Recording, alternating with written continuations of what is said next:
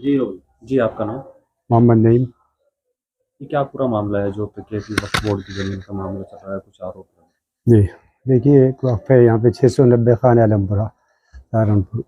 उसके जो मुतवल्ली या सदर थे उसके, वो शफ़ीक़ अहमद थे और उनके ज़माने में किराएदारी उसमें हुई 290 किराएदारियाँ, और बहुत सही तौर पे विधिवत किराएदारियाँ हुई और वक्फ बोर्ड से उसकी मंजूरी बाकायदा तौर पे ली गई। पैसा वक्फ बोर्ड को भेजा गया। शहर के मुख्तलिफ तबके के हर आदमी को उसमें किराएदार बनाया गया।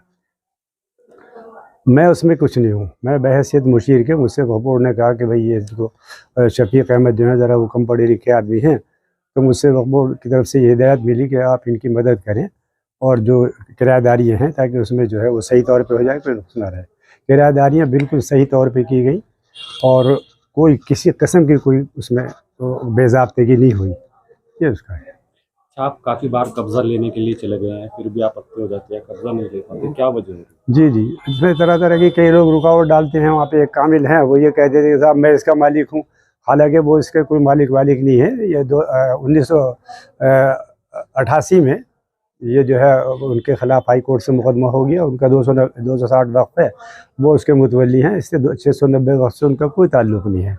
इस पूरे मसले को लेकर आप अधिकारियों से मिले हैं? हाँ, तो इस क्या मध्य में कुछ सारे अधिकारियों की नॉलेज में ये मामला है और यहाँ पे डीएम साहब, एडीएम साहब, एसडीएम, अल्पसंख्यक अधिकारी, सब लोगों की तरफ से जो बाकायदा तौर पर वक्फ के सिलसिले में जो जानकारी उपलब्ध कराई गई, वो सब उनको पहुँचाई गई। ये बताया कि साहब ये मामला बिल्कुल सही है, इसमें किसी किस्म का कोई कानूनी तौर पर कोई अड़चन इसमें नहीं है। वक्फ बोर्ड असल में देखिए वक्फ बोर्ड मालिक है और जो कुछ भी काम हो रहा है वक्फ बोर्ड के निर्देश अनुसार हो रहा है, कोई नहीं उसमें किसी किस्म का। ये वक्फ जो है 1915 में ये कब्रिस्तान बंद कर दिया गया, नगर पालिका गज़ट में है 1915 में।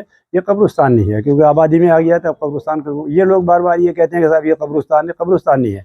दूसरे ये कि वक्फ बोर्ड चाहता है कि जो इस टाइप की जगहें हैं उनको डेवलप किया जाए और वक्फ की आमदनी इसमें बढ़ाई जाए। अब जाहिर है जब इसकी वक्फ की आमदनी तकरीबन आप ये समझिए कि 1.5-2 लाख रुपए महीना इसकी आमदनी है। ये इन मुखालफतों की वजह से जो अपने लोग ही कर रहे हैं उसमें, तो हमारा तकरीबन 1.5-2 लाख रुपए महीने का नुकसान है। यानी आप ये समझिए कि 6 साल में 7 साल में 2 करोड़ का नुकसान हो चुका।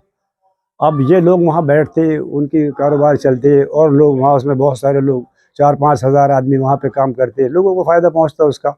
एक बाकायदा एक जगह जो पड़ी वीरान, जिसका ये हर वक्त ये ख़तरा रहा है कि ये कब्ज़ा जाएगी, दूसरे के कब्ज़े में चली जाएगी, उससे वो जगह महफूज रहेगी। ये हो रहा है, ये बिला वजह की मुखालफतें हैं जो हो रही है और कुछ नहीं। कुछ लोग चाहते हैं कि यहाँ पर जो जगह है उनको ज़्यादा मिल जाए, 500-700 इस हाँ, तरीके कुछ से लोग ये कहते हैं, बिल्कुल गलत है। मैं आपको बहुत ज़िम्मेदारी के साथ ये बता रहा हूँ, तमाम एग्रीमेंट मेरे पास हैं, वक्फ बोर्ड में लिस्ट दाखिल है। अगर एक आदमी भी कोई ये साबित कर दे कि साहब उसके पास 100 गज़ ज़मीन है, अब ये देखिए बहुत आसान था और इसमें बहुत, अगर हम ये मकसद होता, वो मुतवल्ली भी बेहद शरीफ आदमी है। अगर ये मामला होता कि साहब पैसा कमाना है तो इसके 500-500 गज़ के प्लाट करा के और वो लोग वहाँ बैठते काबिज़ हो के, कोई कुछ भी नहीं कर सके था। लेकिन नहीं, तमाम गरीब लोगों को सिर्फ 50 गज़ जगह, सिर्फ 50 गज़ जगह, और ज़्यादातर मैं बताऊँ सहारनपुर का ये पहला वक्फ है जिसमें बहुत सारी औरतें शामिल हैं, बेवा औरतें शामिल हैं, गरीब लोग शामिल हैं, हर बिरादरी के हर तबके के लोग शामिल हैं इसमें। मेरे पास लिस्ट है और मैं, आपके मुखालिफिन हैं, मैंने उनसे बाहर ये बात कही कि आप आइए, बैठिए, मुझे कहीं बुला लें या आप मेरे पास आएँ, जो मेरे पास है वो आप देख लें, और अगर मुझे कहीं कमी पाएँ तो फिर आप कसूरवार ठहरें। पुलिस प्रशासन से आपकी बात हुई है, तो कब कब्ज़ा आप लोग दे रहे हैं? देखिए प्रशासन बिल्कुल तैयार है, उसमें कोई दिक्कत नहीं है। उन्होंने सारे कागजात देखे, सब उन्होंने कहा कि भाई आपका मामला बिल्कुल सही है, ठीक तरीके से आप चलें, ज़ाब्ते में आप चलें तो आपकी मदद की जाएगी पूरी, और हमें उम्मीद है कि बहुत जल्दी हमारा ये काम होगा। नईम साहब, कई बार आपको इल्ज़ाम लगाया कि लोगों ने से आपने 3-3 लाख रुपए दिए हैं, तो कितनी रकम लेकर आपने किराएदारी दी आगे? देखिए ऐसा है कि ये इल्ज़ाम भी बेबुनियाद है। ये जो ये कहते हैं कि साहब हमने 3-3, 4-4 लाख रुपए लिए, एक 50 गज़ का प्लाट, 400 रुपये माहवार उसका किराया, और गरीब लोगों को वो दिया जा रहा। एग्रीमेंट में साफ तौर पे लिखा है कि जो 44 रुपये किराया है उसका 11 महीने का, वो उनसे वसूल किया जा रहा। बाकी जो रकम ली जाएगी उनसे बवक्त कब्ज़ा ली जाएगी, और रसीद बाज़ाब्ता उसमें लिखा हुआ है। एग्रीमेंट में सारे एग्रीमेंट है, वो बोर्ड मंजूर है। तो ये बिल्कुल गलत है।